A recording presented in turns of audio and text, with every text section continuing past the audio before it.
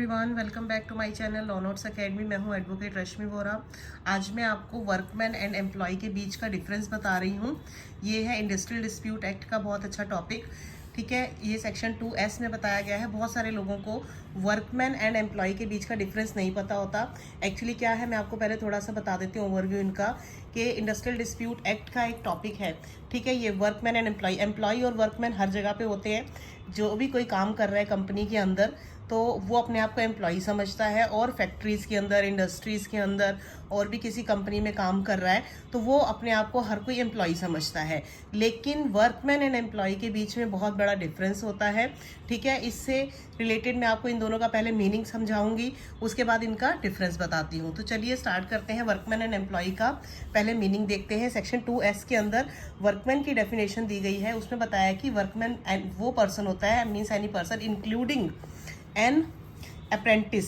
Apprentice को भी include करते हैं। अप्रेंटिस होता है हाथ का काम करने वाला, ठीक है, पर्सन, जो मतलब मशीन्स का अप्रेंटिस होते हैं ना, जो हाथ से काम करते हैं, सारे मशीनों की ठीक करना, मशीनों से रिलेटेड काम करना, उनको बोला जाता है। ठीक है, ऐसे पर्सन को वर्कमैन बोला जाता है जिसमें अप्रेंटिस भी इंक्लूड है, जो कि एम्प्लॉय किए जाते हैं, यानी कि लगे होते हैं किसी इंडस्ट्री के अंदर टू डू एनी मैनुअल, बोला ना, मैनुअल वर्क करने के लिए। Manual, unskilled, skilled, technical, operational, clerical और सुपरवाइजरी वर्क फॉर हायर और reward whether the terms of employment be express और implied and for the purpose of any proceeding under this act in relation to an industrial dispute. ठीक है, यहाँ तक का मैं meaning समझा देती हूँ कि ऐसे व्यक्ति को वर्कमैन कहा जाता है। उसमें अप्रेंटिस भी आते हैं जो कि एम्प्लॉय किए जाते हैं कि इंडस्ट्री के अंदर काम करने के लिए, जो मैनुअल मतलब हाथ से काम करते हैं, चाहे वो अनस्किल्ड हो, मतलब उनको कोई परफेक्ट या कोई प्रोफेशनल ना हो, कोई कोर्स डिग्री ना हो। स्किल्ड भी हो सकते हैं, अनस्किल्ड भी हो सकते हैं। स्किल्ड हो गए जिनके पास कोई डिग्री है, पूरा नॉलेज है, जिनको प्रोफेशनल है। टेक्निकल भी हो सकते हैं, ऑपरेशनल भी हो सकते हैं, क्लरिकल वर्क के भी हो सकते हैं, और सुपरवाइजरी वर्क करने वाले भी हो सकते हैं, जिनको कि हायर किया जा सकता है, यानी कि कुछ टाइम के लिए टेम्परेरी बेसिस पे रखा जाता है या रिवार्ड के लिए दिया जाता है, मतलब आप स्पेशली बुला सकते हो काम करने के लिए। Weather the terms of employment be express, चाहे कि वो उनकी एम्प्लॉयमेंट की टर्म्स एंड कंडीशंस जो होती हैं वो एक्सप्रेस हो या इम्प्लॉयड हो, लिखी हुई हो या सिर्फ वर्बली बोली गई हो। And for the purpose of any proceeding, चाहे वो किसी और प्रोसीडिंग के पर्पज से उनको रखा गया हो under this act in relation to an industrial dispute. Industrial dispute से रिलेटेड किसी भी रिलेशन को लेकर इंक्लूड करेंगे वो एनी सच पर्सन, और इंक्लूड करेंगे उस व्यक्ति को भी, और ऐसे लोगों को भी इसमें इंक्लूड किया जाएगा जो कि हु हैज़ बिन डिसमिस्ड, जो कि पहले डिसमिस हो चुके हैं या डिस्चार्ज हो चुके हैं, यानी कि काम जा चुके हैं, या रिट्रेंच हो चुके हैं, यानी कि जिनको निकाल दिया गया है इन कनेक्शन विद और as a consequence of that dispute, यानी किसी डिस्प्यूट से रिलेटेड किसी वजह से जिनको निकाल दिया गया है या डिस्चार्ज कर दिया गया, काम मतलब डिस्चार्ज कर दिया, मतलब जिनकी ड्यूटी ओवर हो चुकी, कंप्लीट हो चुकी है, या डिसमिस कर दिया गया काम से। ठीक है, डिस्प्यूट से रिलेटेड हो, और हुज डिसमिसल, डिस्चार्ज, जिनका डिसमिसल या डिस्चार्ज या रिट्रेंचमेंट जो है वो किसी डिस्प्यूट की वजह से हुआ हो, but does not include any such person. ठीक है, ये सारे पर्सन वर्कमैन की कैटेगरी के अंदर आएंगे जो मैंने अभी बताए, लेकिन ये सब नहीं आएंगे, ठीक है, जो कि इस लिस्ट में लिखे हैं। डज नॉट इंक्लूड लिखा है ना इसके अंदर, but does not include any such person, इन लोगों को इंक्लूड नहीं किया जाएगा वर्कमैन की कैटेगरी में।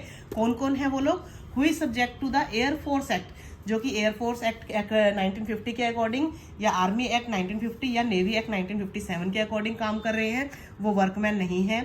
या फिर who is employed in the police service, जो पुलिस सर्विस के अंदर है और एज एन ऑफिसर हैं या अदर एम्प्लॉई हैं ऑफ अ प्रिजन के, यानी कि जेलों में काम करने वाले जो लोग होते हैं वो भी वर्कमैन नहीं कहलाएंगे या पुलिस वाले नहीं कहलाएंगे। या फिर हु इज़ एम्प्लॉयड मेनली, या फिर जो ऐसे लोग हैं जो कि मैनेजरियल और एडमिनिस्ट्रेशन वर्क करते हैं, यानी कि कंपनी में ऑफिस के अंदर मैनेजर लेवल के या एडमिनिस्ट्रेशन वर्क करते हैं, उन लोगों को वर्कमैन नहीं कहा जाएगा। आगे मैं बताती हूँ।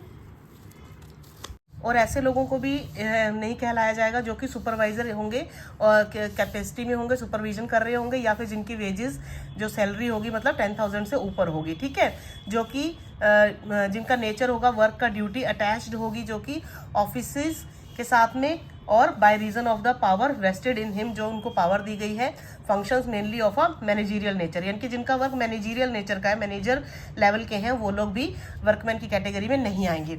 तो वर्कमैन से रिलेटेड जो पॉइंट है, अगर आपको एग्जाम में वर्कमैन से रिलेटेड पूछा जाता है, कौन होते हैं कौन नहीं होते हैं, किनको इंक्लूड नहीं किया जाता, वो भी मैंने बता दिया। अब मैं आपको थोड़ा सा इसका और बता देती हूँ कंक्लूजन। देखिए इसके अंदर क्या है, thus it can be said, ये कहा जा सकता है कि employee is not a workman, एक एम्प्लॉय जो है वो वर्कमैन नहीं है, and is not included with the ambit of industrial dispute act 1947, यानी कि एक एम्प्लॉय जो है इंडस्ट्रियल डिस्प्यूट एक्ट के अकॉर्डिंग इसके अंदर नहीं आता है। ठीक है, 1947 में कब नहीं आता, जब the person is not employed in a industry, जब पर्सन इंडस्ट्री में एम्प्लॉय ना किया गया हो, ठीक है, तब वो एम्प्लॉय नहीं कहलाएगा।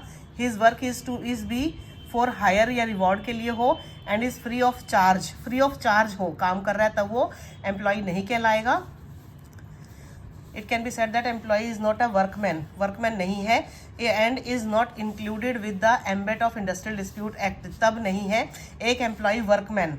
एक एम्प्लॉय वर्कमैन कब नहीं है, तब नहीं है जब वो पर्सन एम्प्लॉय ना हो इंडस्ट्री के अंदर, या फिर जो उसका वर्क जो है फ्री ऑफ चार्ज काम कर रहा हो, या फिर he is not employed to do type of work specified in the definition, यानी कि वो उस काम के लिए नहीं लगाया गया जो कि इस डेफिनेशन में है। इस डेफिनेशन के अकॉर्डिंग जो भी काम कर रहा है वो एक एम्प्लॉय वर्कमैन है। ठीक है, वर्कमैन कब कहा जाएगा, जब मैंने ऊपर की डेफिनेशन आपको बताई है, उस डेफिनेशन के अकॉर्डिंग काम कर रहा है, तभी वो एक एम्प्लॉय वर्कमैन कहलाएगा। ठीक है, अदरवाइज नहीं। There is no contractual relationship भी ना हो उसके उनका आपस में, मास्टर एंड सर्वेंट वाला रिलेशनशिप एग्जिस्ट करता है, जो कि वर्कमैन इज अंडर सुपरविजन के अंदर या डायरेक्शन या कंट्रोल ऑफ मास्टर के अंदर आ गया, तो वो वर्कमैन नहीं है। ठीक है, वो एम्प्लॉय है। और a person employed in a supervisory work के लिए काम कर रहा हो, drawing wages in excess of rupees 1600 रुपये पर मंथ से काम कर रहा हो, तब भी नहीं माना जाएगा। And he is within the specific category का हो, एम्प्लॉयज़ की स्पेसिफिक कैटेगरी का हो, as mention in section 2S of the act. ठीक है, तो ये था एम्प्लॉय वर्कमैन कब नहीं कहलाएगा। और मैं इनका दोनों का फिर भी आपको डिफरेंस बताती हूँ, क्लियर हो जाएगा आपको अच्छे से। एग्जाम में पूछा जाए वर्कमैन और एम्प्लॉय, और लोगों की नॉलेज के लिए भी कि हम वर्कमैन है या एम्प्लॉय है, ये भी आपको क्लियर हो जाएगा। तो वर्कमैन वो होता है जो कि basically who is working in a production में काम कर रहा हो, किसी कंपनी की, इंडस्ट्री की, and any other technical field का हो।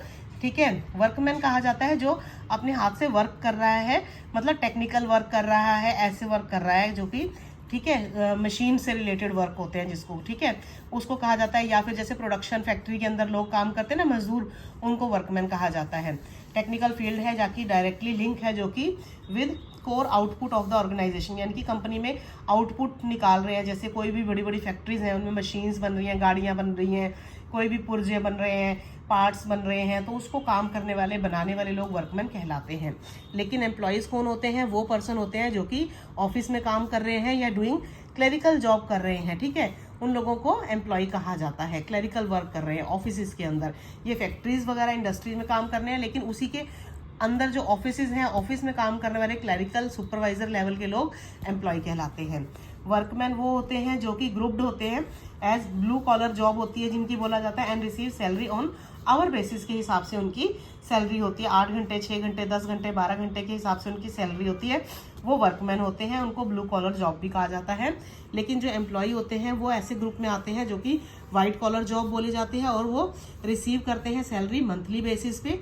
ठीक है, और थर्ड पॉइंट है एम्प्लॉयज़ का।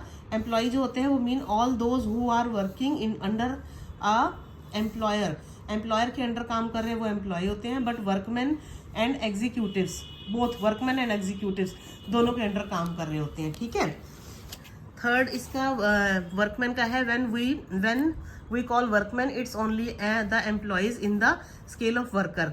जब हम किसी को वर्कमैन कहते हैं तो वो एम्प्लॉयज़ हैं जो कि वर्कर्स के स्केल में के अंडर आते हैं। ठीक है, एंड फोर्थ पॉइंट है workman is a person. Workman वो पर्सन है जो कि एम्प्लॉय किया जाता है किसी इंडस्ट्रीज के अंदर, कोई manual, unskilled, skilled, semi skilled, technical, operational, clerical, supervisory work करता है। हैज़ नो, लेकिन उसका मैनेजीरियल और एडमिनिस्ट्रेटिव पावर नहीं होती है उसके पास। अच्छा, has no powers of sign करने की, चेक्स की और लीव्स वगैरह की।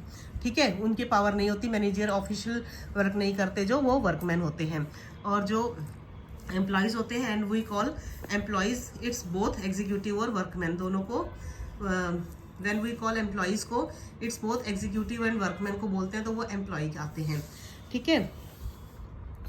लास्ट है एम्प्लॉयज़ जो हैं विल बी पर्सन, एम्प्लॉय वो होंगे जो काम करेंगे फॉर सैलरी के लिए and wages, but can also have managerial and administrative power भी होते हैं, जिनके पास एडमिनिस्ट्रेटिव पावर्स भी हैं, मैनेजीरियल पावर्स भी हैं, वो एम्प्लॉयज़ कहलाएंगे। और वर्कमैन जो होता है all on the roll of an organisation are employees होते हैं of the company irrespective of their designation. सिर्फ डेजिग्नेशन का फर्क होता है उनके अंदर। वर्कमैन जो होता है फैक्ट्री के अंदर मशीनों से काम करता है, एम्प्लॉय जो होता है ऑफिस के अंदर कंप्यूटर पे टेबल चेयर पे बैठ के काम करते हैं, जिनके पास चेक पास करने की और ऑफिशियल वर्क की पावर्स होती हैं। और इररिस्पेक्टिव, ठीक है, ये पता लग गया डेजिग्नेशन के हिसाब से। और जबकि वर्कमैन जो होता है वो एक ऐसा एम्प्लॉय होता है ऑर्गेनाइजेशन का जो कि एंजॉय नहीं कर पाता, सुपरवाइजरी पावर्स नहीं होती जिसके पास, और इररिस्पेक्टिव ऑफ डेजिग्नेशन या वर्क प्रोफाइल ऐसा नहीं होता। तो ये फ़र्क और डिफरेंस है एम्प्लॉय और वर्कमैन के बीच का, ठीक है। आई होप आपको समझ में आया होगा आज का टॉपिक। पसंद आया हो तो वीडियो को लाइक, शेयर एंड सब्सक्राइब जरूर कीजिए, बेल आइकन प्रेस कीजिए। Workman and employee section 2S के अंदर इनकी डेफिनेशंस दी गई हैं, मैंने आपको इसका मीनिंग बता दिया, कौन कौन वर्कमैन के अंदर आता है, कौन कौन डेफिनेशन में नहीं आता, और एम्प्लॉय कौन है, वर्कमैन कौन है, और इन दोनों का डिफरेंस मैंने आपको आज क्लियरली बता दिया। आई होप आपको समझ आया होगा। वीडियो पसंद आए तो लाइक, शेयर और सब्सक्राइब जरूर कीजिए। Thank you so much. Comment भी दीजिएगा।